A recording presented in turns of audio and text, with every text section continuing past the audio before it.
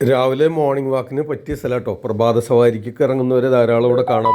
ഒന്നുകിൽ രാവിലെ നേരത്തെ ഇവിടെ വിസിറ്റ് ചെയ്യുക, വെയിൽ ചൂടാകുന്നതിന് മുൻപ്. അതല്ലെങ്കിൽ വൈകിട്ട് ഈവനിങ്ങിൽ ഫ്രണ്ട്സൊക്കെ ആയിട്ട് ഒത്തുകൂടാനൊക്കെ ആയിട്ട് ഇവിടെ ചിലവഴിക്കാം. വെയിലില്ലാത്ത സമയങ്ങളിൽ നിങ്ങൾക്ക് ഇവിടെ വിശ്രമിക്കാം. കടൽക്കാറ്റ് ഏറ്റ് നമുക്ക് അത്യാവശ്യം സൊറ പറഞ്ഞിരിക്കാനൊക്കെ പറ്റിയ സ്ഥലമാണ്. മറ്റ് ബീച്ചുകളെ അപേക്ഷിച്ച് നോക്കുമ്പോൾ കണ്ണൂരിൽ ഇത് അത്ര ഒരു അട്രാക്ഷനായിട്ട് തോന്നില്ല. പക്ഷെ എന്നാലും ഒത്തിരി തിരക്കുകളൊന്നും ഇല്ലാത്ത ടൗണിൽ നിന്നുള്ള തിരക്കുന്നൊക്കെ മാറി ഒഴിഞ്ഞൊരു പ്രദേശം, ഒരു സ്ഥലം.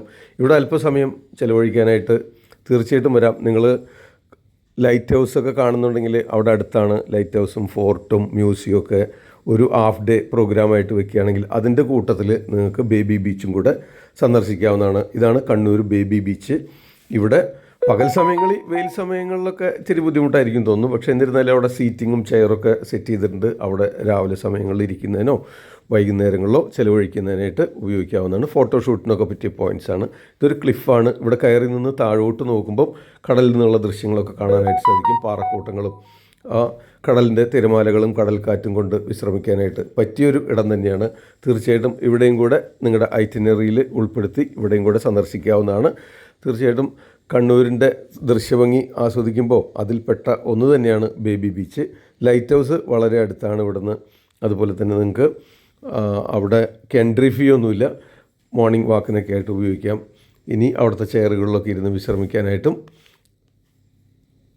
വിനിയോഗിക്കാവുന്നതാണ്. നല്ല ഒരു പാത്തിയൊക്കെ അവിടെ കെട്ടിത്തിരിച്ച് വൃത്തിയാക്കിയിട്ടുണ്ട്. അപ്പോൾ പിന്നെ നമുക്കൊക്കെ ഇത് ഉപയോഗിച്ചുകൂടെ. ഇവിടെ നിന്ന് ആ കടലിലേക്ക് നോക്കി നിൽക്കുമ്പോൾ ആ കടലിൻ്റെ ഇരുമ്പൽ ശബ്ദങ്ങളൊക്കെ കേൾക്കാനായിട്ട് സാധിക്കും. വളരെ വൃത്തിയായിട്ട് മെയിൻറ്റെയിൻ ചെയ്തിട്ടുള്ളതാണ് എടുത്ത് പറയാനായിട്ടുള്ള സംഗതി. ഫോട്ടോഷൂട്ടിനൊക്കെ പറ്റും. തണൽ വൃക്ഷങ്ങളൊക്കെ വെച്ച് പിടിപ്പിച്ചിട്ടുള്ളതുകൊണ്ട് വെയിലിൻ്റെ ചൂട് അധികം അടിക്കാനായിട്ട് സാധ്യതയില്ല.